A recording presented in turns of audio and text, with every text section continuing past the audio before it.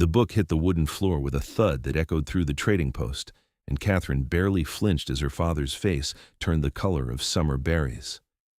"She reads too many books," Thomas Brennan scoffed, snatching the worn copy of Shakespeare from where it had fallen. "No man wants a wife whose nose is always buried in fancy words and foolish notions." It was July 1876 in Silver Creek, Montana Territory, and Catherine had heard this complaint at least once a week since her mother died 3 years prior. But today something felt different, as if the very air around her was charged with the promise of change. Catherine stood behind the counter of her father's trading post, her dark auburn hair pulled back in a practical bun that did nothing to hide the intelligence burning in her green eyes. At 22 years old, she had long since accepted that most men in this rough frontier town preferred women who could cook and clean, but had no opinions of their own. Her father had been trying to marry her off since she turned 18, but Catherine had politely declined every suitor who came calling, much to Thomas Brennan's growing frustration. "I need those supply lists tallied before the afternoon freight comes in," her father grumbled, tossing the book onto a shelf behind her with careless disregard. "And for heaven's sake, Catherine, try to smile when customers come in. You look like you are about to quote philosophy at them." "Perhaps I am," Catherine muttered under her breath, but she picked up the ledger and began recording the inventory they needed. The trading post did good business, situated as it was on the main route between Fort Benton and the mining camps in the mountains. Trappers, miners, and cowboys came through regularly, trading furs and gold dust for supplies, ammunition, and occasionally books from the small collection Catherine had managed to build despite her father's disapproval. The bell above the door chimed, and Catherine looked up from her counting to see a man who made the spacious trading post suddenly feel smaller. He stood well over 6 feet tall, with shoulders so broad they nearly filled the doorframe. His hair was dark brown and fell past his collar, slightly wild as if he had not seen a barber in months. A thick beard covered the lower half of his face, but it could not hide the strong jaw beneath. His arms, visible where his worn flannel shirt had the sleeves rolled up, were corded with muscle that came from years of hard physical labor. He carried himself with the easy confidence of a man who had faced down grizzlies and survived. "Help you?" Thomas asked, stepping forward with the eager expression he reserved for customers who looked like they had money to spend. The man's clothes might have been worn and trail dusty, but his belt held a knife with a good steel blade, and his boots, though scuffed, were quality leather. "Need supplies," the man said, his voice a deep rumble that seemed to vibrate through Catherine's chest. "Heading back up to my cabin. Winter's coming earlier in the high country this year. I can feel it." "Mountain man, are you?" Thomas asked, already pulling out his list of standard supplies. "We can set you up proper. How long you planning to hole up?" 6 months. On maybe 7, the man replied, his pale blue eyes scanning the shelves with practiced efficiency. Then his gaze landed on Catherine, and for a moment she forgot to breathe. Those eyes held the vastness of the Montana sky, and there was an intelligence in them that most people probably missed, distracted as they would be by his imposing physical presence. "My daughter Catherine," Thomas said dismissively. "She will help you gather what you need while I figure your total. Catherine, get this gentleman started." The man moved toward the counter, and Catherine caught the scent of pine and wood smoke and something else, something wild that belonged to the mountains. "Name's James McCord," he said. When he spoke directly to her, she noticed that his voice, though deep, was surprisingly gentle. "Pleased to meet you. Miss Brennan." "Mr. McCord," she replied, pleased that her voice came out steady. "What supplies do you need?" Over the next hour, Catherine helped James gather everything he needed for a long winter in the mountains. Unlike most customers who simply rattled off a list, James explained what he needed and why, treating her as if her opinion mattered. When he asked for her recommendation on which wool blankets would hold up best, she found herself engaged in a real conversation for the first time in months. "These," she said, pulling down a stack of gray Hudson Bay blankets, "they are more expensive, but they will last you years if you care for them properly. The cheaper ones fall apart after 1 season." James examined the blankets with careful attention, his large hands surprisingly gentle as he tested the weave. "Yeah, smart," he said simply. "I will take 4. As they continued shopping, Catherine noticed that James moved through the store with purpose but without hurry. He considered each purchase carefully, weighing quality against cost, and he never once treated her as if she were merely a pretty face behind the counter. When he reached for a tin on a high shelf, his muscles flexed beneath his shirt, and Catherine found herself staring before she caught herself and looked away, heat rising to her cheeks.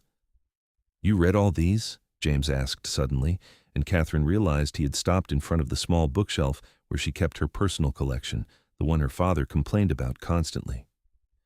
"Most of them," she admitted, moving to stand beside him. "Some I've read multiple times. Books are scarce out here." James pulled down a copy of The Last of the Mohicans and turned it over in his hands with reverence. "I remember this one," he said quietly. "My mother used to read to me when I was young, before the fever took her." "You can read, then?" Catherine asked, unable to hide her surprise. Many men in the territory were illiterate, especially those who lived isolated lives in the mountains. A hint of a smile touched James's eyes. "My mother was a school teacher back in Pennsylvania. She made sure I learned my letters before she died. Don't get much chance to practice these days, but I remember enough." "You could borrow it," Catherine offered impulsively, ignoring the fact that her father was watching from across the store with a frown. "If you promise to return it in the spring." James looked at her for a long moment, and Catherine felt as if he was seeing past all her carefully constructed defenses to something deeper. "I would like that," he finally said, "but only if you will let me compensate you proper. A book is valuable out here." "The loan of a book between two people who appreciate literature needs no compensation," Catherine said firmly. "Just promise me you will take care of it." "You have my word, Miss Brennan." Thomas appeared then, his expression pinched with disapproval. "That will be $67.50, he said, pointedly ignoring the book James still held. "You paying in gold or cash?" James paid in a mixture of both, counting out gold dust from a leather pouch with the ease of someone who knew exactly what his goods were worth. As he packed his purchases into a sturdy canvas pack, Catherine wrapped the book in oilcloth to protect it from the weather. "It might seem strange," James said quietly as she handed him the package, "but would you be willing to include a list of other books you might recommend? Give me something to look forward to reading when I come back down in the spring." Catherine's heart beat faster. She quickly grabbed a scrap of paper and pencil, writing down a dozen titles that ranged from adventure novels to poetry. Her handwriting was neat and precise, nothing like the scrawling script most women in the territory managed. "You have excellent handwriting," James observed, watching her write. "Educated." "My mother insisted," Catherine said, finishing the list and folding it carefully before tucking it into the book's wrapping. She taught school back in Ohio before she married my father and moved west." "She did well," James said simply, and something about the sincerity in his voice made Catherine's throat tight with emotion. It had been so long since anyone had appreciated her education rather than viewing it as an inconvenience. Thomas cleared his throat loudly. "Best be heading out if you want to make the high country before dark," he said pointedly, and James nodded. "Yes, sir." He turned back to Catherine and touched 2 fingers to his forehead in a brief salute. "Thank you for your help, Miss Brennan, and for the book. I will guard it with my life." "I trust you will," Catherine replied, and meant it. After James left, the trading post felt emptier somehow, as if his presence had filled more space than just his physical size. Catherine tried to return to her ledgers, but she kept thinking about those pale blue eyes and the gentle way he had handled her beloved book. "I hope you are not getting ideas," her father said sharply. "That man lives alone in the mountains like an animal. He is not suitable." "I was simply lending him a book," Catherine protested.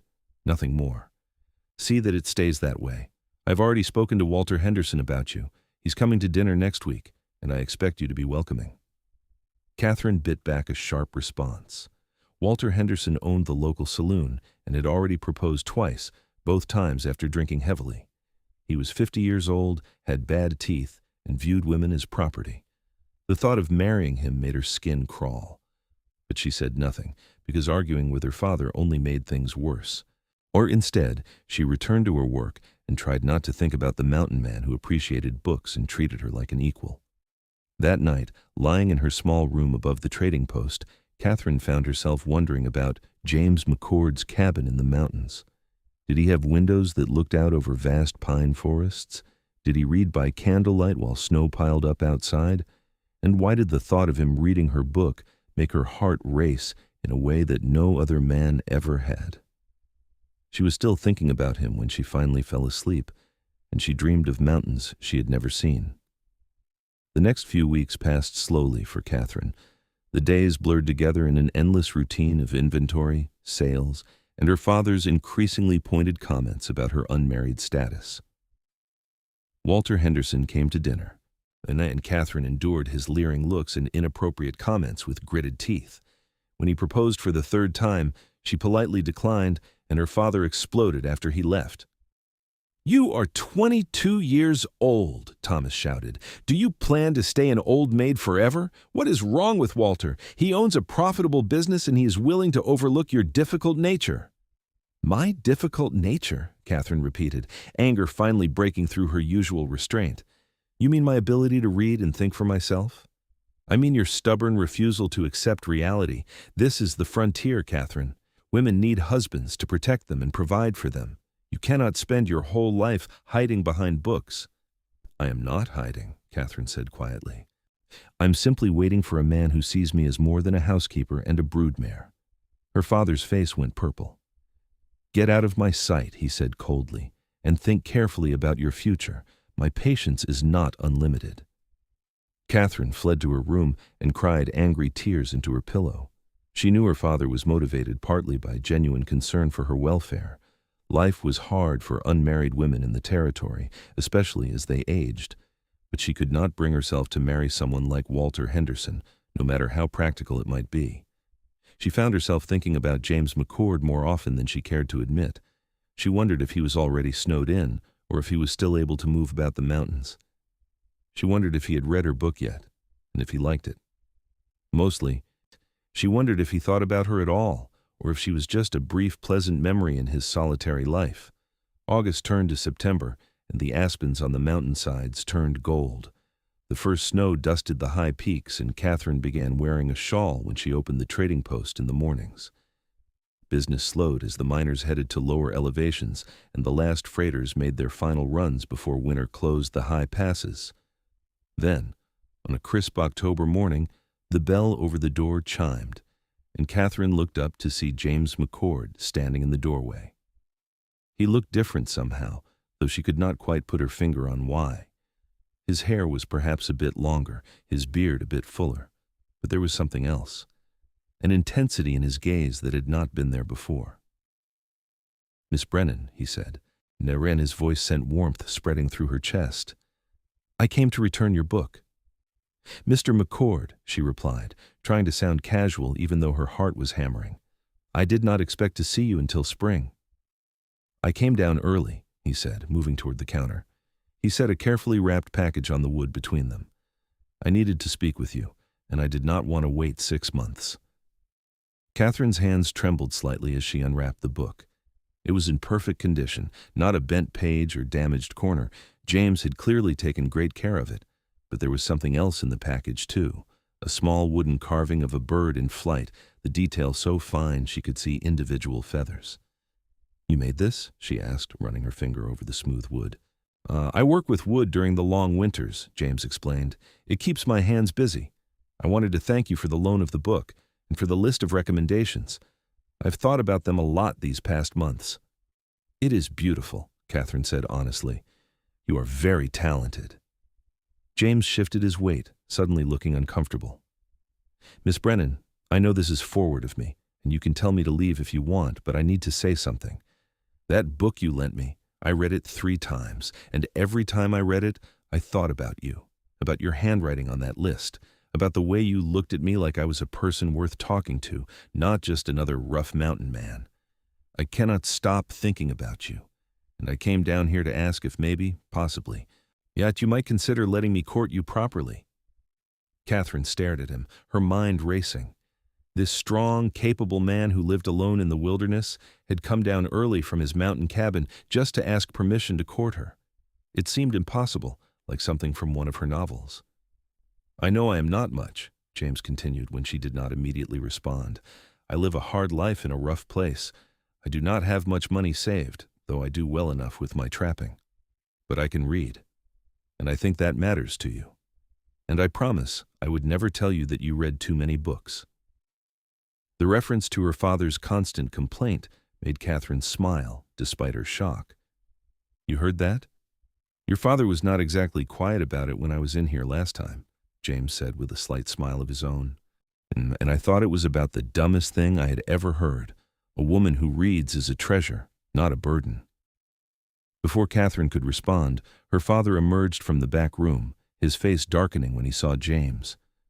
"McCord," he said coldly, "I thought you would be holed up in the mountains by now." "I came down early this year," James replied calmly, though Catherine noticed his shoulders had tensed. "I was just returning a book to your daughter."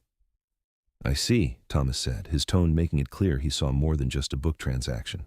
"Well, you have returned it. Best be on your way before the weather turns." "Actually, sir, I was hoping to speak with you," James said, and Catherine's heart leaped into her throat. "About your daughter. I would like permission to court her properly." The silence that followed was deafening. Thomas stared at James as if he had suggested something obscene, while Catherine held her breath, waiting. "Absolutely not," Thomas finally said. "Catherine is spoken for. Walter Henderson has asked for her hand, and I intend to accept on her behalf." "Father," Catherine gasped, "you cannot do that. I have refused Walter 3 times. "Your refusals are irrelevant," Thomas snapped.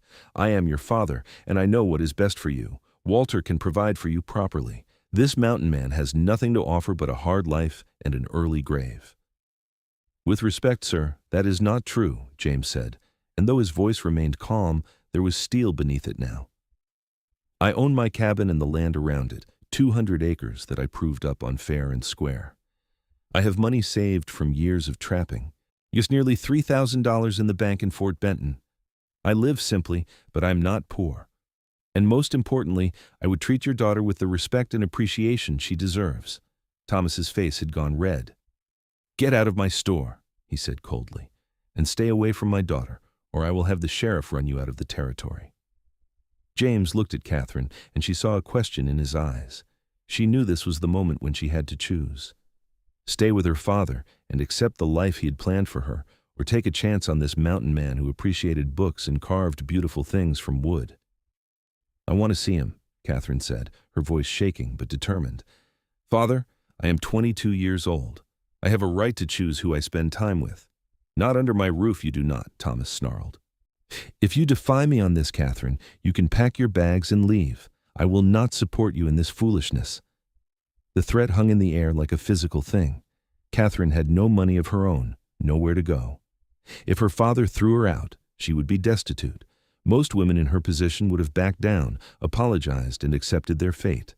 But Catherine had spent years reading about heroes and heroines who chose love over security, who risked everything for a chance at happiness.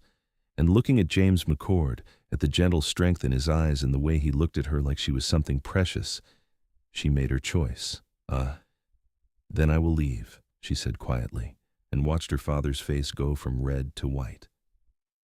"Catherine, do not be stupid," Thomas said, but there was uncertainty in his voice now. You have no idea what you are doing. You will regret this." "Maybe," Catherine admitted, "but at least it will be my choice to regret, not yours." James stepped forward. "Miss Brennan, you do not have to do this," he said urgently. "I do not want to come between you and your family. There has to be another way."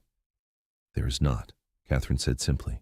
"Not with my father. He has made his position clear, and so have I." She walked past both men and climbed the stairs to her room, her heart pounding so hard she thought it might burst from her chest. This was insane. She barely knew James McCord. He could be dangerous or cruel or a dozen other terrible things. But somehow, in her heart, she knew he was not. She had seen the way he handled her book with reverence, the care he had taken with the carving. A man who approached objects with such gentleness would surely treat people the same way. It took her less than 20 minutes to pack her belongings. She did not own much beyond her clothes and her books. The books were the hardest part, trying to decide which ones she could carry and which she would have to leave behind. In the end, she selected a dozen favorites and packed them carefully in the center of her bag, wrapped in her spare dress for protection. When she came back downstairs, her father was behind the counter, his face like stone. James stood by the door, her small wooden carving in his hands, looking torn between hope and guilt. "Last chance, Catherine," Thomas said coldly. "Walk out that door with him, and you are no longer my daughter." Catherine felt tears burn her eyes, but she refused to let them fall. "I love you, Father," she said quietly, "but I cannot live the life you want for me. I am sorry." She walked to the door, and James immediately took her bag from her shoulder, slinging it over his own as easily as if it weighed nothing. Together, they stepped out into the crisp October air, and Catherine heard the door slam behind them with a finality that made her flinch. "I have a camp just outside of town," James said gently, "and I promise you, Miss Brennan, I will not take advantage of your situation.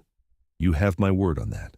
We will do this proper, with a real courtship and a real wedding when you are ready. Until then, I will protect you and respect you, and if you change your mind about any of this, I will bring you back here, or I will put you on a train to wherever you want to go. You understand?" Catherine nodded, not trusting her voice. Now that the adrenaline of her decision was fading, the enormity of what she had done was starting to sink in. She had just walked away from the only home she knew, the only family she had left, for a man she had met exactly once before today. James's camp turned out to be a neat setup on the banks of Silver Creek, about a mile outside of town. He had a good tent, a solid cooking area with a fire ring, and his horse, a big buckskin gelding, was picketed nearby in good grass. Everything was organized and clean, which reassured Catherine somewhat. A man who kept a tidy camp probably kept a tidy mind. "You can have the tent," James said immediately. "I will sleep under the stars. Weather is still good enough for it." "Mr. McCord," Catherine began, but he held up a hand. "James," he said. "If we are going to do this, seems like you should call me James. And may I call you Catherine?" "Yes," she said, finding herself smiling despite everything. "That would be fine." James built up the fire and set water to boil for coffee. As the sun set over the mountains, painting the sky in shades of orange and gold, they sat by the fire and talked. Really talked, in a way Catherine had never talked to anyone before. James told her about his life, how he had come west after his mother died, and his father remarried a woman who had no use for a stepson. He had tried mining first, but found he preferred the solitude of the high country to the chaos of the mining camps. "It is not an easy life," he admitted. "Winters are hard, and there are dangers. Grizzlies, wolves, bad weather that can kill you if you are not careful. But there is a beauty up there that you cannot find anywhere else. The way the moonlight looks on fresh snow, the sound of absolute silence, waking up to see elk grazing right outside your door." "It sounds wonderful," Catherine said honestly. "I have always wanted to see the high country, but Father never had time to take me." "If you stay with me, you will see plenty of it," James promised. "My cabin is at 7,500 feet, right on the edge of a meadow that looks out over half of Montana. It is the most beautiful place I have ever seen." They talked late into the night, and Catherine found herself telling James things she had never told anyone, about how lonely she had been since her mother died, how trapped she felt in the trading post, to see how she dreamed of a life that involved more than just counting inventory and declining marriage proposals from unsuitable men. "You deserve better than that," James said firmly. "You deserve a partner who appreciates your mind as much as your face, someone who wants to hear your thoughts, not silence them." "Is that what you want?" Catherine asked quietly. "Yes," James said simply. "That is exactly what I want."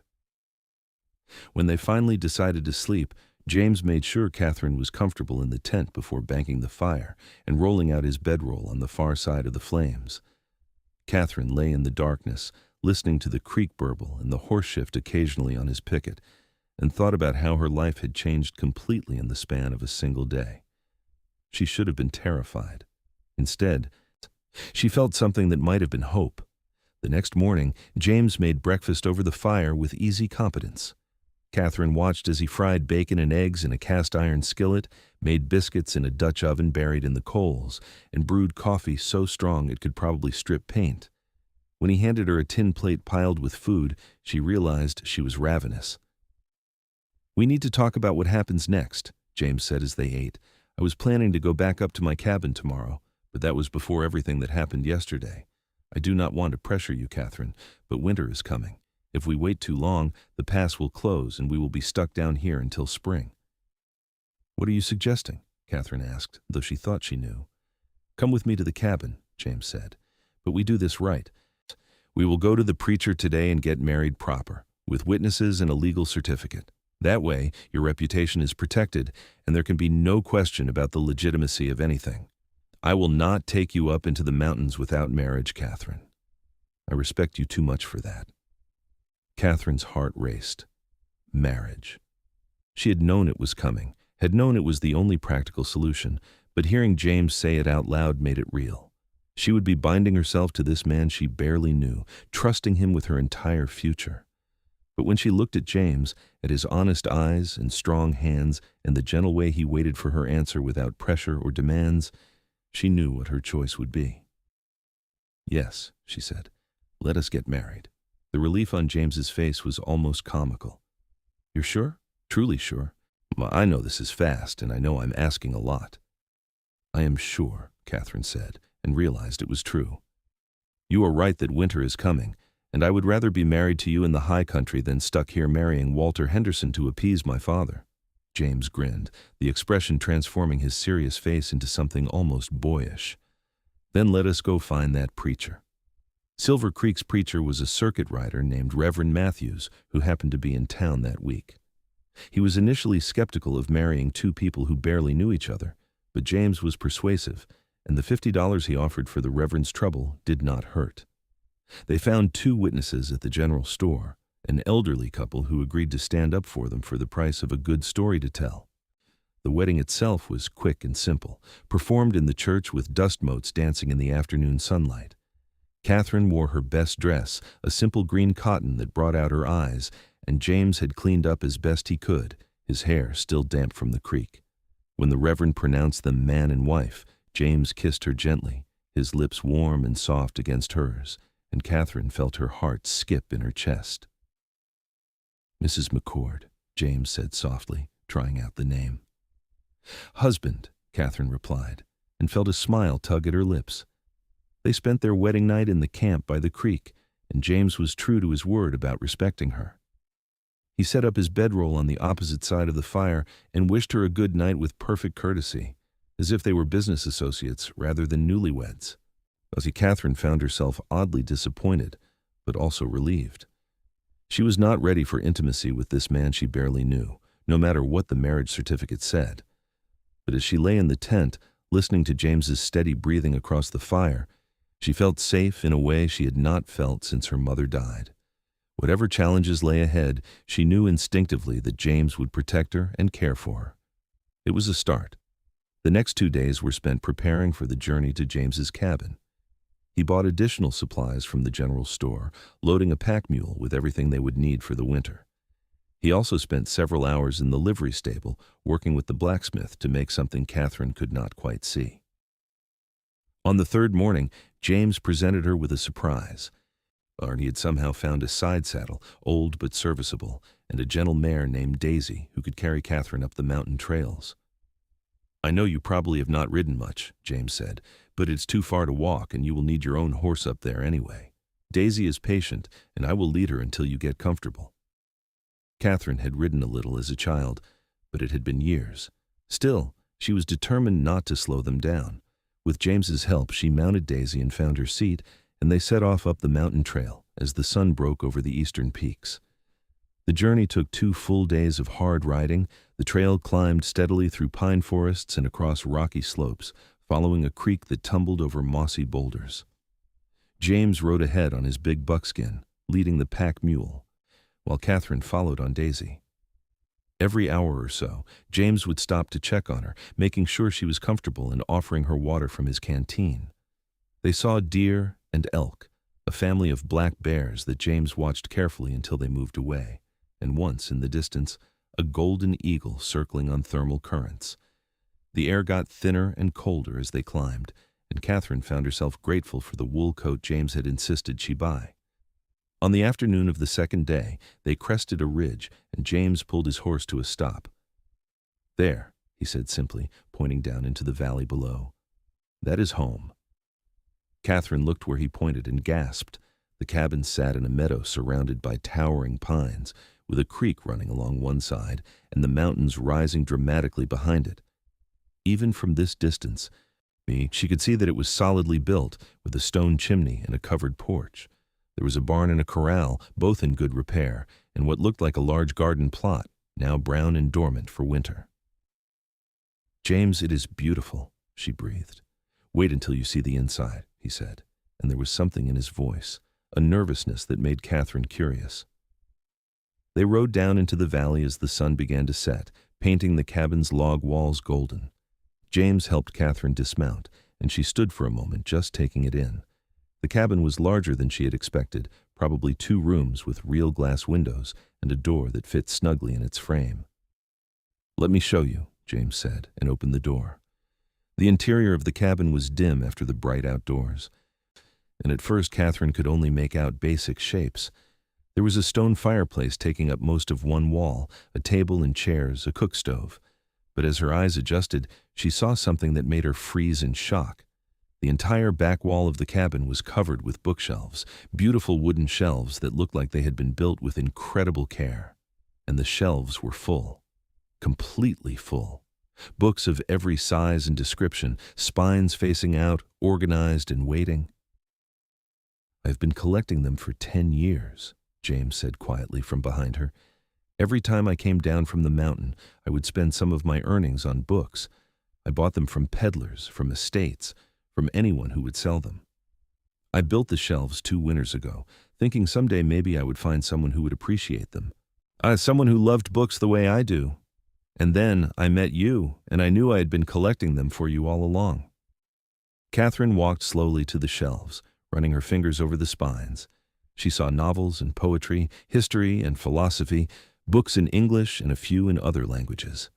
Some were old and worn, others nearly new. It must have cost James hundreds of dollars, maybe thousands, to accumulate this collection. And he had done it all alone, up here in the mountains, just hoping that someday someone would care. "When your father said you read too many books," James continued, "I knew I had to meet you properly. I knew I had to take that chance, because a woman who loves books the way you do would understand why I built this, why I filled it. You are not the only one who has been called foolish for reading, Catherine." But I never believed that. I always knew that books were treasures, and the people who loved them were treasures too. Catherine turned to face him, tears streaming down her face. In that moment, looking at this strong, gentle man who had built her a library in the wilderness, she felt something shift in her chest. It might have been too soon to call it love, but it was certainly the beginning of it. "Thank you," she whispered. "Thank you for understanding." James crossed the room in 3 long strides and pulled her into his arms, and Catherine let herself be held, let herself feel safe and valued in a way she never had before. They stood there together as the last light faded from the windows, surrounded by books and possibilities. That night they made dinner together in the cabin's small kitchen, and Catherine began to learn the rhythms of mountain life. Water had to be hauled from the creek, though James had rigged up a clever system of pipes that brought it closer to the cabin. Wood had to be split for the fire in the stove. Food had to be prepared from basic ingredients, nothing like the convenience of the trading post where supplies were always at hand. But Catherine found she did not mind the work. There was something satisfying about preparing a meal in her own home, even if that home was a remote cabin 7,000 feet up a mountain. And James was an excellent teacher, patient and clear in his explanations, never making her feel foolish for not knowing something. They talked while they worked, and Catherine learned more about her new husband's life. He told her about the first winter he had spent in the cabin, how he had nearly died when a blizzard trapped him for 2 weeks with inadequate food. He had learned from that mistake, and now he was meticulous in his preparations, always keeping far more supplies on hand than he thought he would need. "The mountain teaches you respect," he said as they washed dishes in a basin of heated water. "You learn quick that nature does not care about your plans or your pride. You respect it, prepare for it, or you die. It is that simple." "Does it frighten you?" Catherine asked, "living with that kind of danger?" James considered the question. "Not frightened exactly, but it keeps me alert. Keeps me from getting complacent. There's a clarity to mountain life that I appreciate. Your problems are immediate and concrete. Am I warm enough? Do I have enough food? Is that sound outside a bear or just the wind? There is no time for the kind of petty worries that consume people down in the settlements. When the dishes were done and the fire banked for the night, they faced the question of sleeping arrangements. The cabin had 2 rooms, the main living space and a smaller bedroom with a real bed, not just a bunk. "The bed is yours," James said immediately. "I will sleep out here by the fire. It is what I am used to anyway." But Catherine surprised herself by saying, "We are married, James. We can share the bed. I trust you." James looked at her for a long moment. "Are you certain? I meant what I said about not pressuring you." "I know you did," Catherine said, "but I'm tired, and that bed looks large enough for both of us, and I think we can manage to share it like civilized adults." So they did, both of them lying fully clothed on top of the blankets with a careful distance between them.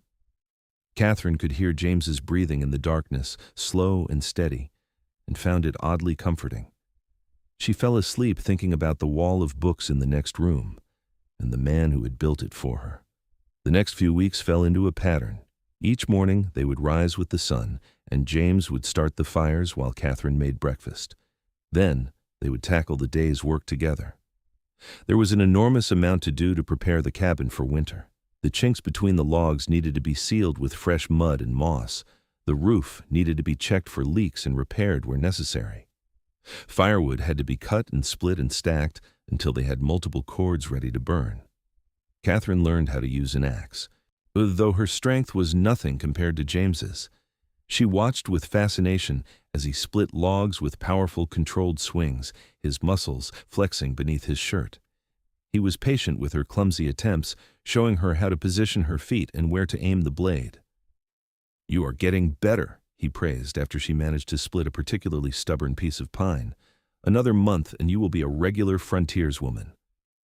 "I do not know about that," Catherine laughed, wiping sweat from her forehead, "but at least I have not cut off any toes yet." In the afternoons, while James hunted or checked his trap lines, Catherine would retreat to the books. She quickly discovered that James had excellent taste in literature. His collection included works by Dickens and Austen, Hawthorne and Poe, along with more practical volumes on subjects like wilderness survival, animal tracking, and medicinal plants. One afternoon, she found a slim volume of poetry tucked between 2 larger books. When she opened it, she found James's name written on the first page in a careful feminine hand. "To my dearest James, may these words keep you company when I cannot. All my love, Mother." Catherine felt her throat tighten as she read through the poems, many of them with notes in the margins in that same careful handwriting. This was James's inheritance from his mother, his last connection to the woman who had taught him to read and instilled in him a love of learning. And he had kept it safe all these years, moving from place to place, until he finally found a home to keep it in. When James returned that evening with 2 rabbits for dinner, Catherine showed him what she had found. "Your mother had beautiful handwriting," she said gently. James looked at the book with an expression Catherine could not quite read. "She did," he said quietly. "She used to read these to me before bed. I still remember some of them by heart." "Will you read one to me?" Catherine asked on impulse. So after dinner, sitting by the fire, James read poetry in his deep, gentle voice. He stumbled occasionally over a difficult word, and his accent was rough compared to the educated tones Catherine remembered from her mother's reading. But there was an honesty to his reading that moved her deeply. This man, this strong mountain man who could kill a grizzly with a rifle or split a log with an axe, could also appreciate the beauty of carefully chosen words. When he finished, Catherine found herself leaning against his shoulder, and James's arm came around her naturally, holding her close. They sat like that for a long time, watching the fire burn down to coals, and Catherine thought that this might be what happiness felt like. As October turned to November, the weather grew colder. Snow began to fall regularly, dusting the meadow and the pines with white. James taught Catherine how to read the signs of an approaching storm, the way the clouds built up over the peaks, the particular quality of the light, the behavior of the animals. They brought the horse and mule into the barn and made sure the structure was sound. One morning, Catherine woke to find that snow had fallen heavily during the night, covering everything in a thick white blanket. When she looked out the window, the world had been transformed into something magical, the familiar shapes of trees and rocks, now soft and strange beneath their winter covering. "First big snow," James said from behind her, and she felt his warmth as he came to stand beside her at the window. "We are properly snowed in now. No going down the mountain until spring." The thought should have been frightening, but Catherine found it oddly liberating. For the next several months it would be just the two of them, alone in this beautiful, isolated place. No one could reach them, and they could not reach anyone else. They were completely dependent on each other and on their own resources. "Are you frightened?" James asked, echoing the question she had asked him weeks ago. Catherine considered, then shook her head. "No," she said honestly. "I think I should be, but I'm not. I feel safe here with you." James's arm came around her waist, pulling her back against his chest. "Good," he said softly, "because I will keep you safe, Catherine. That is a promise." As November passed, Catherine and James settled into their winter routine. The days were shorter now, and they spent more time inside the warm cabin. James worked on his wood carvings, creating beautiful pieces that he would sell or trade when they went down to civilization in the spring. Catherine read voraciously, working her way through the shelves, and began writing in a journal James had given her. They also talked, long conversations that ranged over every subject imaginable. Catherine learned about James's adventures in the mountains, the time he had been chased by a grizzly and saved himself by climbing a tree. The winter he had spent snowed in with a broken leg and had to survive on nothing but jerky and melted snow. James, in turn, was fascinated by Catherine's knowledge of literature and history, asking her to explain the plots of novels he had not read or the details of historical events he had only heard about. "You should have been a teacher," James said one evening as Catherine explained the political situation that had led to the American Revolution. "You have a gift for making things clear." "My mother wanted me to teach," Catherine admitted, "but Father said there was no point, that I was needed in the trading post. After she died, I had no choice." "Well, you can teach now if you want," James said. "Maybe not in a formal school, but there are families scattered through these mountains, children who need education. When spring comes, we could offer lessons if you want to." The idea delighted Catherine. She had never thought about teaching, had accepted her father's dismissal of the idea without really questioning it. But now, with James's support, it seemed possible. More than possible, it seemed exciting. As they talked more, Catherine found herself sharing things she had never told anyone, about how lonely she had been after her mother's death, how suffocated she felt by her father's expectations, how she had started to believe she would never find anyone who understood her. James listened without judgment, his pale eyes serious and intent. "I understand lonely," he said when she finished. "I chose this life, living alone in the mountains, but that does not mean it has always been easy. There were nights when the silence was so complete, it felt like I was the last person on earth. Times when I would have given anything just to have someone to talk to share a meal with, to sit beside the fire with. That is why I kept collecting books, I think. They were company, in a way. But they are not the same as having a real person who understands you." "Do you feel like I understand you?" Catherine asked quietly.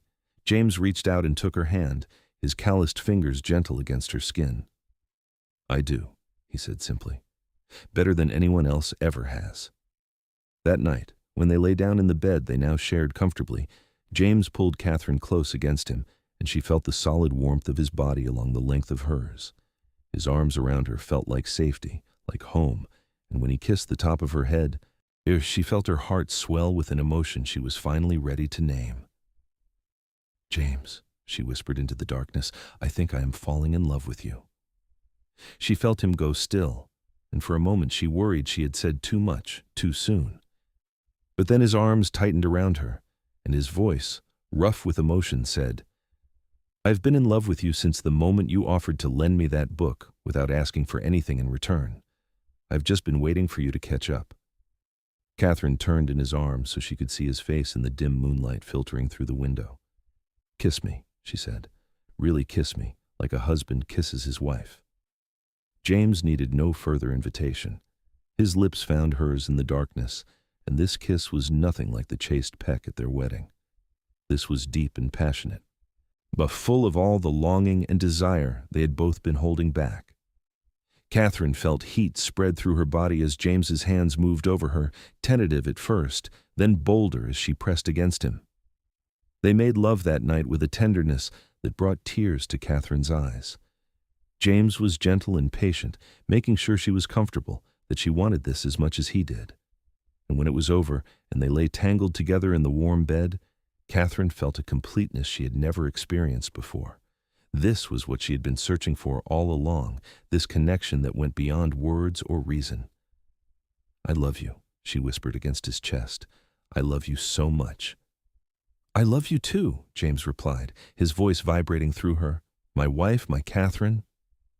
December brought heavier snows and colder temperatures, but inside the cabin, Catherine and James were warm and content.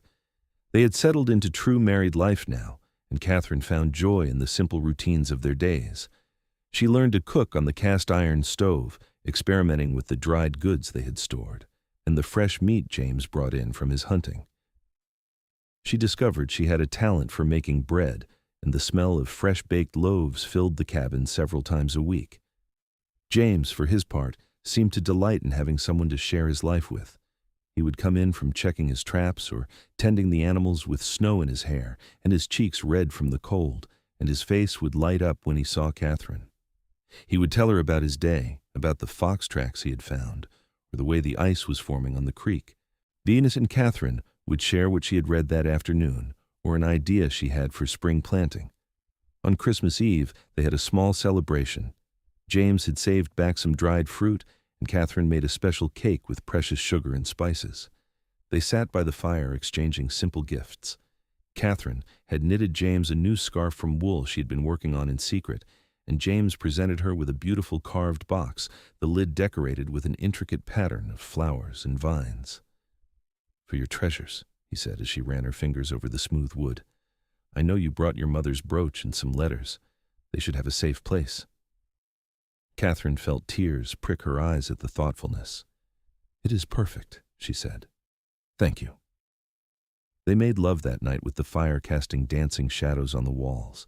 And afterward, James held Catherine close and told her about Christmases from his childhood, when his mother was still alive and the world seemed full of magic. "I want to make that kind of Christmas for our children someday," he said softly. "I want them to grow up feeling loved and safe, with books to read and parents who appreciate them." "Children," Catherine repeated, testing the word. She had always wanted children, but had pushed the dream away during her years in the trading post, unable to imagine bringing children into a marriage with someone like Walter Henderson. But with James, the idea felt right. Natural. "How many children do you want?" "As many as the good Lord sees fit to give us," James replied with a grin. "This cabin could easily hold 4 or 5 young ones, and there's plenty of room to add on if we need to." The thought of this cabin filled with children, with noise and laughter and little feet running across the floor, made Catherine smile. "I would like that," she said. "Very much." January and February were the hardest months. The snow piled up until it reached the windows, and the temperature dropped so low that the water James hauled from the creek would freeze before he could get it back to the cabin. They burned through firewood at an alarming rate, and there were days when the wind howled so fiercely that they could not leave the cabin at all. But even during the worst of winter, Catherine never felt the fear or cabin fever she had heard other people describe. She was content to spend her days reading, cooking, and talking with James. They played chess on a board James had carved, the pieces beautiful little works of art. They read aloud to each other by firelight, taking turns with different voices for different characters. They made love and laughed and argued occasionally about small things, the kind of comfortable domestic arguments that married couples had. One particularly fierce blizzard trapped them inside for 4 straight days. By the 3rd day, James was pacing restlessly, clearly uncomfortable with being confined. Catherine watched him for a while, then had an idea. "Teach me to carve," she said, holding up a block of wood from James's supply. James stopped pacing and looked at her with interest. "You want to learn wood carving?" "Why not? You make it look so peaceful." and I need something to do with my hands besides knitting. So James taught her the basics of wood carving, showing her how to hold the knife and how to follow the grain of the wood. Catherine was clumsy at first, nearly cutting herself several times, but James was patient, guiding her hands until she got the feel of it. By the end of the day, she had managed to carve a simple flower, rough but recognizable. "You are a natural," James praised, and Catherine glowed with pride. The blizzard finally broke on the 5th day, and they emerged from the cabin to find the world transformed. Snow had drifted up to 6 feet deep in some places, and the barn was nearly buried. It took them most of the day to dig out paths and make sure the animals were all right, but the physical work felt good after days of confinement. That night, exhausted and satisfied, they soaked their cold feet in a basin of warm water and ate a simple dinner of stew and bread. Catherine looked around the cabin, at the shelves of books and the glowing fire and the strong man sitting across from her, and felt a contentment so deep it almost hurt. "Thank you," she said suddenly. James looked up from his stew. "For what?" "For seeing me. For building those shelves. For taking a chance on a woman you barely knew. For giving me this life." Catherine gestured around the cabin. "I never would have had any of this if you had not walked into the trading post that day." James set down his bowl and came around the table to kneel beside her chair. He took her hands in his large, calloused ones and looked up at her with those pale blue eyes that still made her heart skip. "Catherine, you have given me far more than I could ever give you. You took a chance on me too, remember? You walked away from everything you knew because you trusted me. You came up to this remote cabin and made it a home. You fill my days with laughter and conversation and love. I am the one who should be thanking you." Catherine leaned down and kissed him, tasting salt and stew and the sweetness that was uniquely James. "Then I suppose we will have to spend the rest of our lives being grateful for each other," she murmured against his lips. "I can live with that," James agreed, and proved it by carrying her to bed. March brought the first signs of spring. The days grew longer and warmer, and the snow began to melt, revealing the brown earth beneath. James spent more time outside, checking his trap lines and hunting. And he brought back beaver and marten pelts, rich and glossy, which he stretched and prepared for sale. Catherine found she was restless too, eager to be outside after the long winter confinement. She helped James clean out the barn and began planning the garden they would plant as soon as the ground thawed completely. She also realized, with a mixture of excitement and nervousness, that her monthly courses had not come in 6 weeks. She waited another 2 weeks to be certain before saying anything to James. They were working in the garden plot together, turning over the dark soil, when she finally gathered her courage. "James, I need to tell you something." He straightened immediately, his expression concerned. "What is wrong? Are you ill?" "No, not ill. The opposite, actually." Catherine took a deep breath. I think I am with child." The joy that spread across James's face was like sunrise breaking over the mountains. He dropped his shovel and swept Catherine up into his arms, spinning her around despite her laughing protests. "You are certain?" he asked, setting her down carefully as if she might break. "As certain as I can be without a doctor to confirm it. But I have all the signs. I think the baby will come in late September or early October." James placed his hand gently on her still flat stomach, his expression full of wonder. "Our child," he said softly, "growing right here."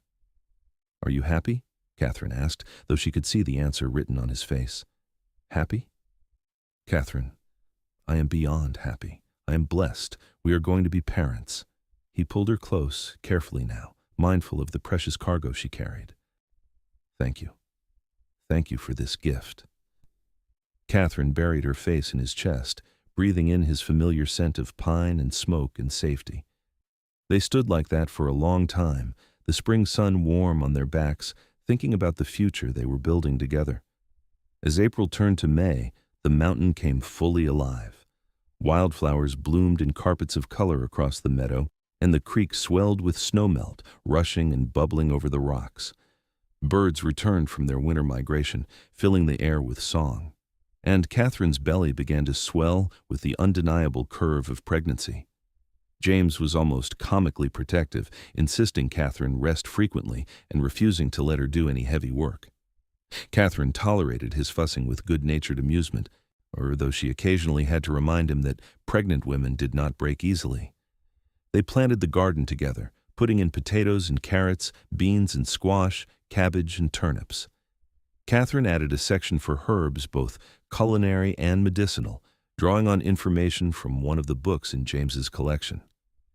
As they worked, they talked about the baby, making plans and dreaming dreams. "If it is a boy, I want to name him Robert, after my father," James said one afternoon as they watered the newly planted seeds. "He was not a good man in many ways, but it was still his name he gave me." "And if it is a girl?" Catherine asked. "You should choose," James said immediately. "What was your mother's name?" "Eleanor," Catherine said softly. "Eleanor Rose." "Eleanor Rose McCord," James tested the name. "That is beautiful. Yes, if we have a daughter, we will call her Eleanor." In late May, James announced that they needed to go down to civilization for supplies and to register Catherine's pregnancy with the territorial authorities. Catherine was nervous about the journey, worried about seeing her father again, but James assured her they would be in and out of Silver Creek quickly. The trip down the mountain was easier than the trip up had been, the trail now clear of snow and the weather warm. They made good time, and by early afternoon on the second day, they could see Silver Creek below them. "We do not have to go to the trading post," James said gently. "We can get what we need at the general store." But Catherine shook her head. "No, I should see him. I should try to make peace if I can." They rode into town mid-afternoon. Wis and Catherine could feel people staring as they passed. News traveled fast in small frontier towns, and everyone undoubtedly knew that Thomas Brennan's daughter had run off with a mountain man. Catherine lifted her chin and ignored the stares, her hand resting protectively on her rounded stomach. When they reached the trading post, James helped Catherine dismount and then stayed close beside her as they entered. Thomas was behind the counter, and his face went pale when he saw Catherine. "Father," Catherine said quietly. Thomas stared at her, his eyes dropping to her pregnant belly, and something complicated crossed his face. "Catherine," he finally said, "you are well?" "I am very well," Catherine replied. "Father, I want you to meet my husband properly. This is James McCord." James stepped forward and extended his hand. "Mr. Brennan, I know we did not part on good terms, but I hope we can move past that, for Catherine's sake, if not for ours." Thomas looked at James's extended hand for a long moment, then finally shook it briefly. "You're treating her well?" he asked gruffly. "Better than well," James said firmly. "She is my wife, and I love her. I would die before I let anything hurt her." Thomas's jaw worked, and Catherine could see him struggling with his pride. Finally, he looked at her again. "I was wrong," he said, the words clearly difficult for him. "Wrong to try to force you into a marriage you did not want. Wrong to dismiss your need for books and learning. Your mother would have been disappointed in me." Catherine felt tears spring to her eyes. "Father, I am sorry too. Sorry for leaving the way I did. What, for not trying harder to make you understand?" "You are happy?" Thomas asked. "Truly happy?" "Happier than I have ever been," Catherine said honestly. "James built me bookshelves, Father, a whole wall of them filled with books. He sees my love of reading as a treasure, not a burden." Thomas's expression softened slightly. "Then I suppose I should be grateful to him for giving you what I could not." He paused, then added, "When is the baby due?" "Late September," Catherine said. "You are going to be a grandfather." Something that might have been a smile tugged at Thomas's mouth. "A grandfather? Well, that is something." He cleared his throat. "You will need supplies for the birth. Let me help you put together what you need over the next hour." Thomas helped them select everything Catherine might need for the birth and the baby's first months. He was gruff and awkward, but there was a gentleness in how he handled the tiny baby clothes, and Catherine could see that he was trying to make amends in the only way he knew how. When they were ready to leave, Thomas pulled Catherine aside.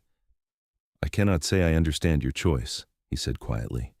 "Living up in those mountains, so isolated and dangerous, but I can see that he loves you and that you love him. And I can see that you are happy. That is more than many women get in this world, so I suppose I should count myself lucky that you found it." "Thank you, Father," Catherine said, hugging him despite his stiffness. "That means everything to me." As they rode out of Silver Creek, their pack mule loaded with supplies, Catherine felt a weight lift from her shoulders. She had not realized how much she had needed her father's acceptance until she had it. The reconciliation was not perfect, but it was a start, and that was enough. The summer passed in a golden haze of happiness. Catherine's belly grew round and full, and she spent her days reading, tending the garden, and preparing for the baby's arrival. James built a beautiful wooden cradle, carving it with the same care he gave all his work, decorating it with flowers and birds. He also began adding on to the cabin, building a second bedroom so the baby would have its own space as it grew.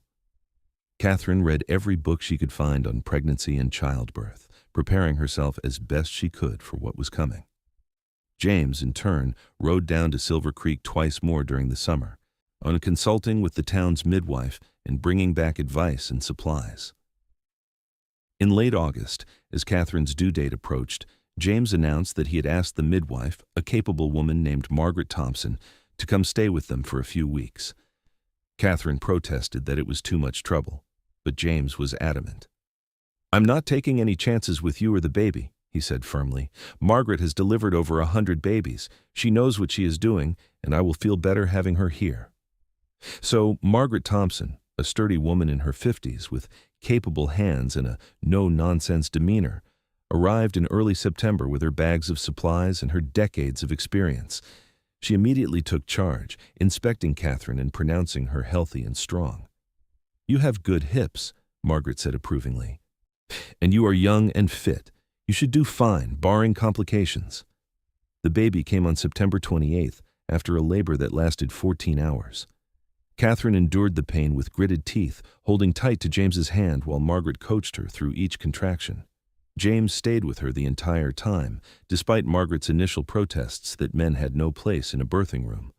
But one look at James's determined face, and Margaret had wisely decided not to argue. When the baby finally came, slippery and screaming into Margaret's capable hands, Catherine felt a rush of relief and love so powerful it took her breath away. "It is a boy," Margaret announced, wrapping the infant in a soft blanket. "A healthy, strong boy." She placed the baby in Catherine's arms, and Catherine looked down at the tiny red face. The dark fuzz of hair, the miniature hands waving in the air, and felt her heart expand to make room for this new love.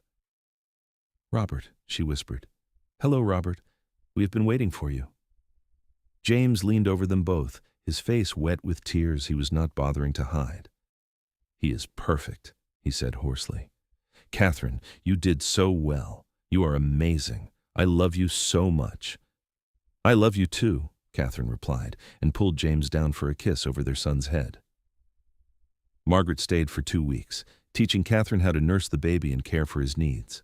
She also cooked and cleaned and made sure Catherine rested properly, scolding her when she tried to do too much too soon. "You just pushed a whole human being out of your body," Margaret said firmly. "You need to rest and heal. The housework will still be there in a few weeks." By mid-October, both mother and baby were doing well, and Margaret pronounced them fit and healthy before heading back down to Silver Creek. Before she left, she pulled James aside for a private conversation. "You have a good wife," Catherine overheard her say. "Brave and strong and smart. Take care of her, and she will take care of you." "I know," James replied. "Believe me, I know how lucky I am." The first winter with baby Robert was challenging in ways Catherine had not anticipated. The baby woke frequently during the night, needing to nurse or be changed. Catherine was constantly exhausted, stumbling through her days in a fog of sleeplessness. But James was wonderful, taking the baby whenever Catherine needed to rest, walking the floor with Robert when he was fussy, or changing diapers without complaint. "We are in this together," he said firmly when Catherine tried to apologize for her exhaustion. "He is our son, not just yours. I am his father, and fathers help." As the months passed, Robert grew from a helpless newborn into a baby who could smile and coo and grasp at interesting objects. Catherine would sit with him in the rocking chair James had made, reading aloud from her beloved books while Robert listened with solemn eyes. James would come in from his work to find them like that, and his face would soften with such love that Catherine's heart would swell. The second spring in the cabin brought new challenges and new joys. Robert was crawling now, getting into everything with the single-minded determination of a baby exploring his world. They had to baby-proof the cabin, moving dangerous objects out of reach and blocking off the fireplace with a sturdy screen. Catherine also began teaching again, a few children from neighboring homesteads whose parents heard about her education and wanted better for their offspring. Twice a week, 3 children would arrive at the cabin for lessons in reading, writing, and arithmetic. Catherine loved teaching, loved seeing the way the children's faces lit up when they mastered a new skill. James, meanwhile, had expanded his trapping operation and was doing well financially. He made regular trips to Fort Benton now, trading his furs for good prices and always bringing back gifts for Catherine and Robert. Books, mostly, adding to the shelves that were now overflowing. "We are going to need more shelves," Catherine laughed one evening, looking at the stack of new books James had brought home from his latest trip. "Then I will build more shelves," James said simply, pulling her into his arms. "I will build you a whole library if you want one." On their second wedding anniversary, James took Catherine up to a ridge above the cabin, to a spot that looked out over miles of mountains and forest. The sun was setting, painting the sky in shades of orange and purple, and the beauty of it made Catherine's breath catch. "I wanted to bring you here," James said, his arm around her waist, "to show you what I see when I look at our life together.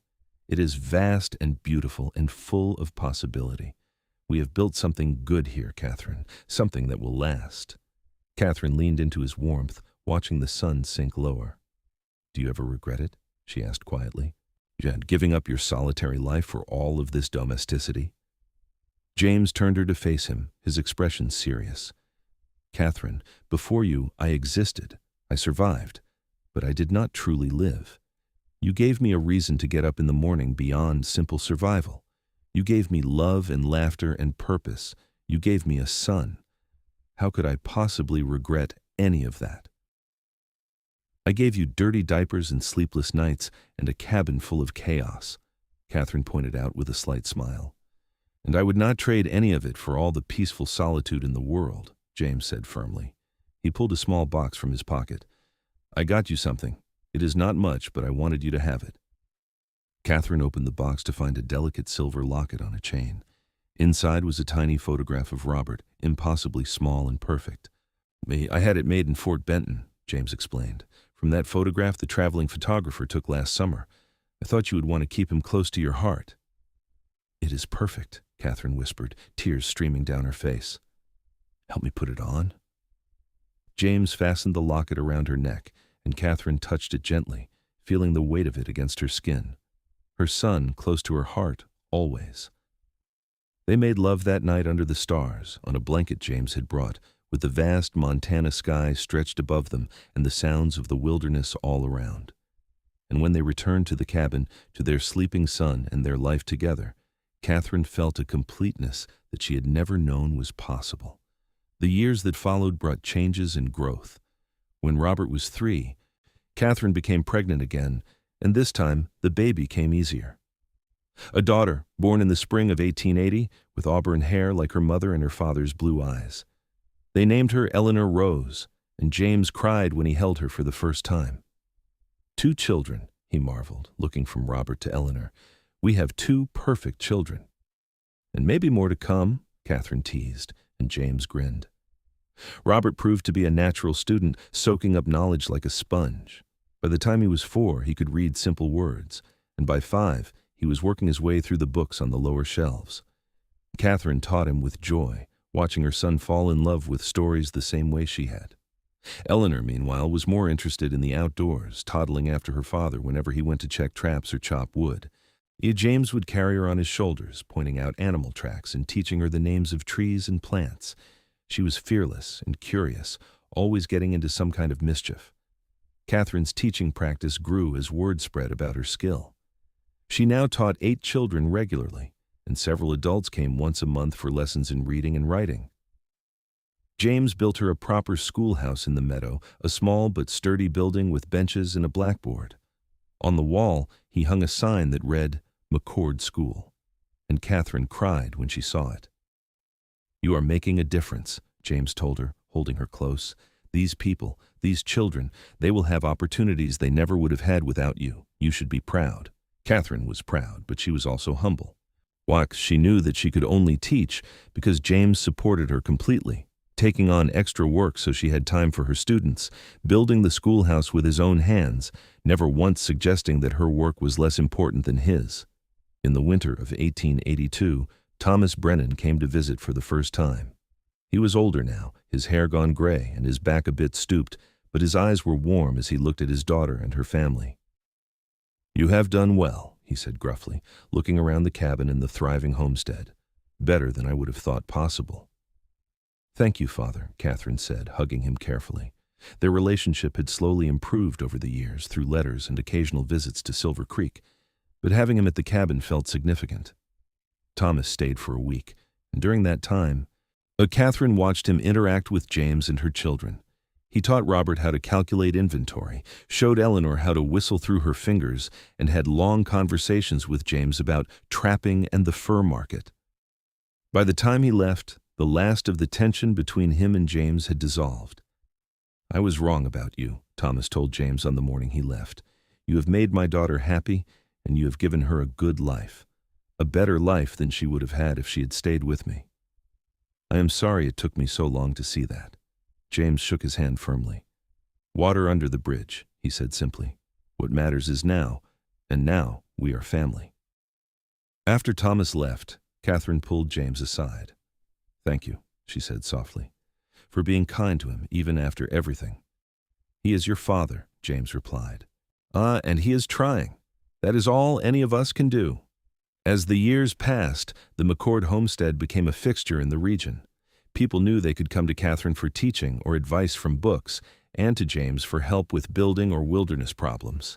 They were respected and valued members of their community, despite living so remotely. Robert grew into a thoughtful, intelligent boy who loved books as much as his mother. Eleanor became a wild child of the mountains, as comfortable tracking deer as she was sitting still for lessons. In 1884, Catherine had another baby, a boy they named Thomas after her father, who cried openly when they told him. The cabin grew along with the family. James added another bedroom, and then a larger main room when the old one became too cramped.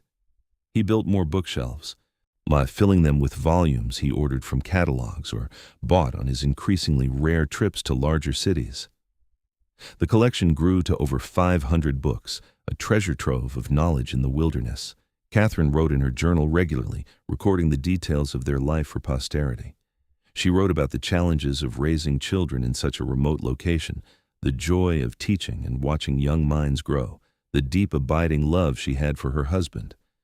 Looking back through the pages, she could chart their journey from strangers to soulmates, from a hasty marriage to a partnership that had weathered every storm. One evening in the summer of 1885, Catherine sat on the porch while James played with the children in the meadow. Robert was 9 now, Eleanor 5, and Thomas just over a year old. Later she watched James chase the older two while carrying the baby, his hair longer now and streaked with gray, but his body still strong and capable. He caught Eleanor and swung her around, her delighted shrieks carrying across the meadow, and Catherine felt her heart swell with love. This was the life she had dreamed of during all those lonely years in the trading post. A partner who valued her mind and her heart, children who would grow up surrounded by books and love and the beauty of the natural world. A purpose beyond simple survival. James looked up and caught her watching him. He said something to the children, then handed Thomas to Robert and walked back to the cabin. He climbed the steps and sat beside Catherine on the bench he had built for exactly this purpose. "What are you thinking about?" he asked, taking her hand in his. "Sigh, how lucky I am," Catherine replied honestly. "How grateful I am that you walked into that trading post 9 years ago. How perfect this life is, even with all its challenges." "Do you ever miss civilization?" James asked.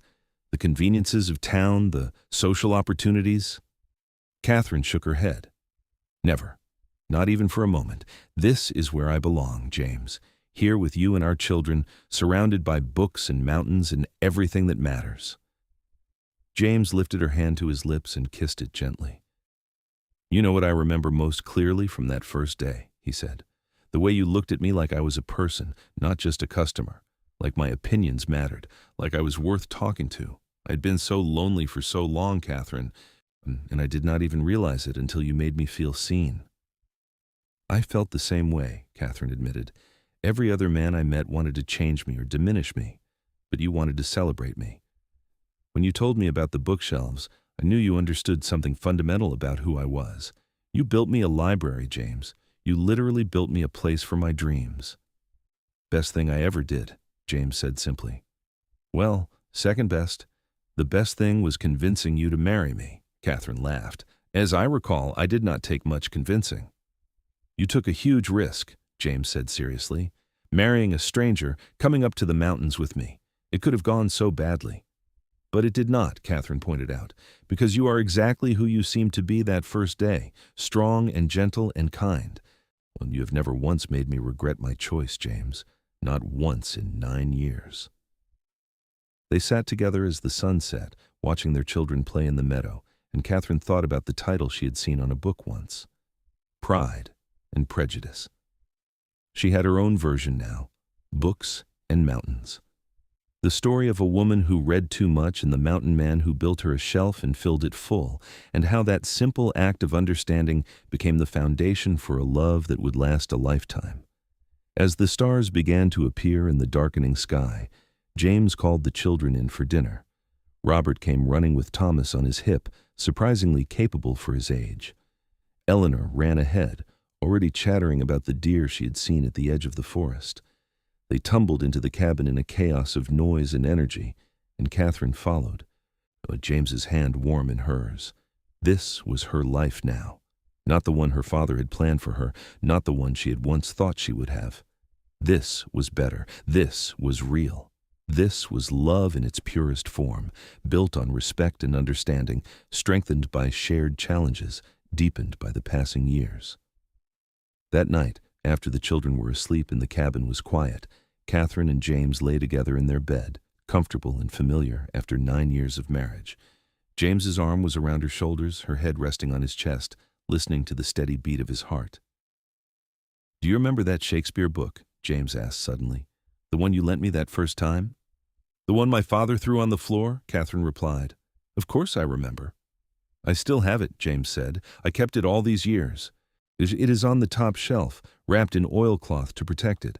Someday, when the children are old enough, I want to tell them the story of how their parents met, about the woman who loved books too much, and the mountain man who understood why that was not a flaw, but a treasure."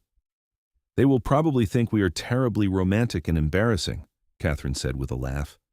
"Probably," James agreed, "but maybe when they are older and choosing their own partners, they will remember. They will remember that love is not about changing someone to fit your expectations. It is about finding someone whose expectations already align with who you truly are." Catherine lifted her head to look at her husband, this strong, gentle man who had given her everything she had ever wanted and so much more besides. "I love you. James McCord," she said simply, "with everything I am." "And I love you, Catherine McCord," James replied, pulling her close, "from that first moment until my last breath. You are the best thing that ever happened to me." They fell asleep like that, wrapped in each other's arms, secure in the knowledge that they had found something rare and precious, a love story that had started with books and mountains and understanding and had grown into a life that was rich beyond measure. The next morning dawned clear and bright, the way mountain mornings so often did. Catherine woke to the sound of James building up the fire and the children stirring in their rooms. She lay in bed for a moment, savoring the peace before the day began in earnest, and thought about how far she had come from that girl in the trading post who had dreamed of more. She had found more. She had found everything. And it had all started because a mountain man walked into a trading post, saw a woman being scolded for reading too many books, and decided to build her a shelf and fill it full. From that simple act of understanding had grown a family, a home, a life worth living. Catherine rose and dressed, ready to face whatever the day might bring. There would be children to feed and teach, a house to manage, students to instruct. There would be challenges and joys, difficulties and triumphs, but through it all, there would be James, solid and steady and true. There would be love. There would be books. There would be mountains. And that, Catherine thought, as she joined her family for breakfast, was more than enough. It was everything. The years continued to unfold with a gentle rhythm that felt like grace. Robert grew into a young man who combined his mother's love of learning with his father's practical skills. Eleanor remained wild and free, though she also showed a surprising talent for teaching her younger siblings. Thomas, and later another daughter named Margaret after the midwife, and then finally another son named Daniel, filled the cabin with noise and laughter and life. The bookcase that James had built for Catherine became legendary in the region. Travelers would detour miles out of their way just to see the mountain man's library, and Catherine welcomed them all, lending books freely and always encouraging education and learning. The McCord School grew until it served over 20 students, and Catherine trained several young women to help her teach. And James continued to trap and hunt, but as he grew older, he spent more time on his carpentry, creating beautiful furniture and decorations that were sought after throughout Montana Territory. His carvings appeared in homes and businesses from Fort Benton to Virginia City, each piece a work of art. But no matter how busy they became or how much their responsibilities grew, Catherine and James always made time for each other. They would sit together on the porch after the children were asleep, watching the stars and talking about their day. They would read aloud to each other during the long winter nights, acting out all the parts with dramatic flair that made the children giggle. They would steal moments alone, intimate and precious, reconnecting in the physical ways that kept their marriage strong. When Montana became a state in 1889, they celebrated with the whole community, gathering at the cabin for a party that lasted 2 days. Thomas Brennan was there, now openly proud of his daughter and the life she had built. He toasted James publicly, calling him the finest son-in-law a man could ask for, and no one who saw the genuine warmth between the two men would have believed they had once been at odds.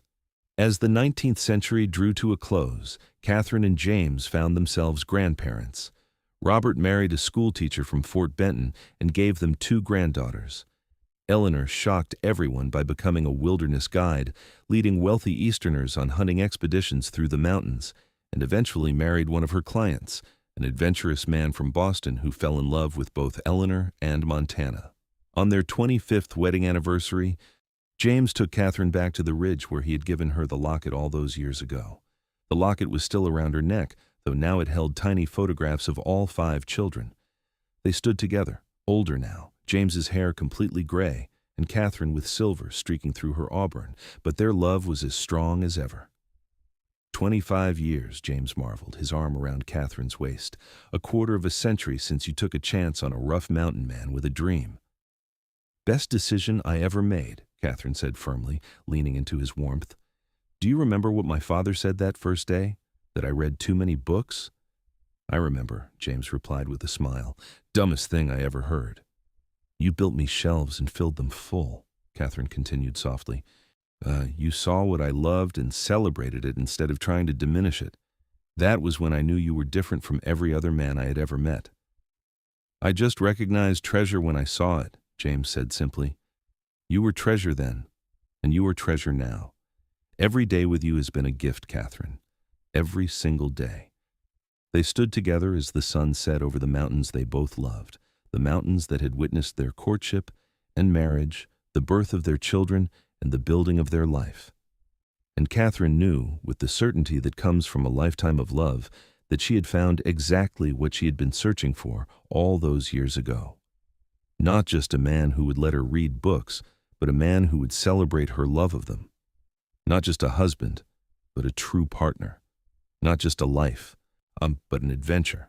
Not just a house, but a home filled with books and love and the sound of children's laughter. The mountain man had built her a shelf and filled it full, and in doing so, he had filled her life beyond measure. And Catherine, the woman who read too many books, had given him something equally precious, a reason to come down from his mountain, a family to love, a life that was rich in all the ways that mattered. As they walked back to the cabin hand in hand, Catherine thought about the girl she had been, standing behind the counter in the trading post, dreaming of more. If she could go back and tell that girl what was coming, what incredible joy and love awaited her, she would not believe it. It would seem too much like a fairy tale, too good to be true. But it was true. All of it. The best parts of her life had come from that single moment of courage, when she chose love over security, adventure over safety, James over everyone else. And she would make that choice again in a heartbeat every single time. The cabin came into view, warm light spilling from the windows, and Catherine could see their children and grandchildren gathered inside for dinner. Thomas, now in his 70s but still spry, was probably telling stories to the grandchildren. Eleanor's husband was likely helping Margaret with some carpentry project. Daniel would be reading in his favorite chair, lost in whatever book had caught his attention. This was family. This was love. This was everything that mattered. James squeezed her hand gently. "Ready?" he asked. Catherine smiled up at her husband, her partner, her love. "Always," she said. "As long as I am with you, I am always ready." They walked into the cabin together, into the warmth and noise and love that filled every corner. The bookshelves lined the walls, now supplemented by others James had built over the years, all of them full of stories and knowledge and possibility. The children swarmed them with hugs and questions, and the grandchildren climbed all over James with delighted shrieks. Catherine stood in the center of it all, surrounded by the family she and James had created, and felt a gratitude so profound it brought tears to her eyes. She had been told she read too many books, that she was too smart, too educated, too difficult. But James had seen those things and loved her, not despite them, but because of them. He had built her a shelf and filled it full. But more than that, he had built her a life and filled it with love, and that made all the difference. As the evening progressed and the family gathered around the table for dinner, Catherine looked at each beloved face, her children strong and capable and kind, her grandchildren curious and bright, her father reconciled and content, and James, always James, at her side where he had been for 25 years. This was her legacy. Not just the books or the teaching or the school, though all of those mattered. Her real legacy was this family, built on a foundation of love and respect and understanding. A family where children grew up surrounded by books and encouraged to think for themselves. A family where love was celebrated and differences were valued. After dinner, as had become tradition, James read aloud from one of the books on the shelf. Tonight, he chose an adventure story, something exciting that would keep the grandchildren engaged. His voice, still deep and resonant despite his years, filled the cabin as he brought the story to life. Catherine watched him read, watched the children lean forward in rapt attention, watched her own children smile at memories of their father reading to them the same way. And she knew that this moment, this perfect moment, was worth everything they had gone through to get here. When the story was finished and the family began to disperse, heading to their various rooms or preparing for the journey back to their own homes, James and Catherine found themselves alone on the porch once more. It had become their place, this porch, where they could be together and watch the world go by. "Another good day," James said softly, while pulling Catherine close. "The best kind of day," Catherine agreed, "surrounded by family and love." They stood together in comfortable silence, and Catherine thought about all the chapters of their life together. The dramatic beginning, when she walked away from everything she knew. The challenging middle years, raising children in the wilderness and building a community. And now this gentle later chapter, filled with grandchildren and memories and deep satisfaction. "James," Catherine said suddenly, "do you ever wonder what would have happened if you had not come into the trading post that day? If we had never met?" James considered the question seriously. "I think we both would have survived," he said finally. "We are both survivors. But I do not think either of us would have truly lived. Not the way we have lived together. You gave me purpose, Catherine. You gave me a reason to be more than just a man alone on a mountain.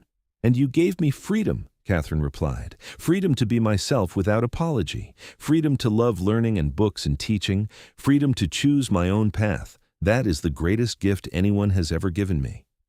"Then we are even," James said with a smile, pressing a kiss to the top of her head, "because those gifts are nothing compared to what we have built together." As the moon rose over the mountains and the stars began to appear, Catherine and James remained on the porch, wrapped in each other's arms. Somewhere inside the cabin, their grandchildren were settling down to sleep in the rooms their parents had once occupied. Thomas was probably having a nightcap with Daniel, discussing politics or literature. Margaret was likely organizing something, always the planner of the family. This was their life. Messy and chaotic and absolutely perfect, built on books and understanding, strengthened by mountains and challenges, made beautiful by love that had weathered every storm. Catherine thought about the title that would be given to their story, if anyone ever wrote it down. She reads too many books. Her father scoffed. Mountain Man built her a shelf and filled it full. It captured their beginning perfectly, but it did not capture their middle or their end. It did not capture the years of partnership and growth, the children raised and taught, the community built, the love that deepened with every passing year. But perhaps that was fitting. Every love story had to start somewhere. And theirs had started with books and understanding and a man who saw a woman for who she truly was. Everything else had grown from that seed, blossoming into a life neither of them could have imagined, but both of them cherished beyond measure. "Time for bed," James said eventually, as the night grew cold and the moon climbed higher. "Big day tomorrow. Robert wants help building a bookcase for his girls." Catherine laughed. "Like grandfather, like son. Building bookshelves for the women he loves." "It is a good tradition," James said firmly, helping Catherine to her feet. "One I hope Daniel continues when he finds someone to marry." They went inside together, banking the fire and checking on their sleeping grandchildren before retiring to their own room. The bed was the same one they had shared for 25 years. The mattress replaced several times, but the frame still solid, built by James's own hands. As they settled into sleep, Catherine wrapped herself around her husband the way she had done for thousands of nights. His arms came around her automatically, holding her secure, safe, loved. "Thank you," Catherine whispered into the darkness. "For what?" James asked, his voice already drowsy. "For everything. For building me shelves and filling them full. For giving me this life. For loving me exactly as I am." "Always," James murmured, his arms tightening around her. "Always and forever, my Catherine. My treasure. My love." They drifted into sleep together, and Catherine's last conscious thought was that she was the luckiest woman in Montana Territory, maybe the luckiest woman in the entire West. Peace because she had found something rare and precious, true love, built on respect and understanding, strengthened by shared challenges and deepened by the passing years. She had been told she read too many books, but in those books she had learned about heroes and heroines who chose love over security, who took risks for happiness, who refused to settle for less than they deserved. And when the time came, when James McCord walked into that trading post with his gentle strength and his appreciation for learning, she had recognized her chance and taken it. The mountain man had built her a shelf and filled it full, and in return, Catherine had filled his life with love and laughter and meaning. They had built something beautiful together, something that would last long after they were gone. And that, Catherine thought as sleep claimed her, was the very best kind of love story. The kind that was real and messy and imperfect, but absolutely, undeniably true. The kind that started with understanding and grew into forever. The kind that began with books and mountains and ended with a legacy of love that would echo through generations. As the years rolled on toward the new century, Catherine and James continued to live their beautiful life in the mountains. They grew older together gracefully, their love deepening with each passing season. The bookcase remained, a testament to the moment that had changed both their lives, and new books continued to be added, though now many were gifts from children and grandchildren who had learned to appreciate literature just as their parents had. And every time someone new visited the cabin and asked about the impressive wall of books, Catherine would smile and tell them the story. The story of how she had been told she read too many books and how a mountain man had built her a shelf and filled it full. How that simple act of understanding had become the foundation for a love that lasted a lifetime. It was a good story, a true story, the very best kind of love story there was, and it all started with books.